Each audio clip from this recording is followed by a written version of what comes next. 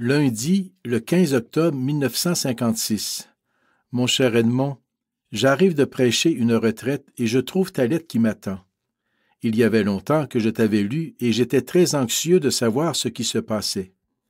J'ai suivi les journaux toujours dans l'espoir de savoir la décision de la Cour. Maintenant, je la connais.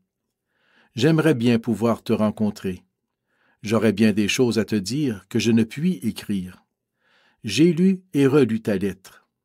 Je t'ai souvent dit dans mes lettres qu'il faut s'attendre à ce que tu subisses les attaques de l'ennemi de ton âme.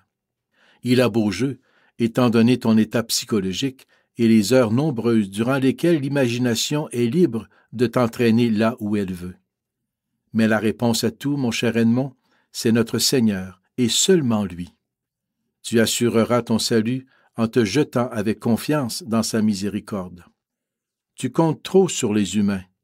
Tu connais la vérité, tu es le seul à la connaître. Il faut que tu tables sur ce qui est et non pas sur ce que tu voudrais qu'il soit, sur ce que Dieu connaît et non pas sur ce que les hommes connaissent. C'est Dieu qui nous juge. Le reste, c'est souvent de la comédie. Une seule chose est nécessaire, sauver son âme. À quoi servirait de gagner l'univers alors? Relis mes lettres, non pas à cause de la forme, mais pour les idées chrétiennes que j'ai toujours essayé de te communiquer. Il faut prier, mon cher Edmond, prier sans te lasser et accepter la volonté de Dieu. C'est elle qui te sauvera et te rendra heureux. La vie est brève, l'éternité ne finira jamais. Relis le livre de la sagesse et le livre des proverbes dans ta Bible. C'est là qu'est la vraie sagesse, puisque c'est l'Esprit de Dieu, l'Esprit de vérité. L'autre, il est le père du mensonge. S'il fallait que tu cèdes à ses pièges, qu'à toutes les pensées d'orgueil ou de découragement tu opposes les promesses éternelles de notre Seigneur. Il est la voie, la vérité et la vie. Celui qui le suit ne marche pas dans les ténèbres.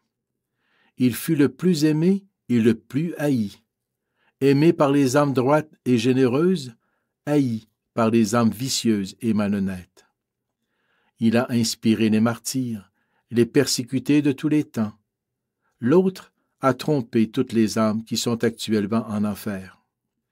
Il faut faire notre choix.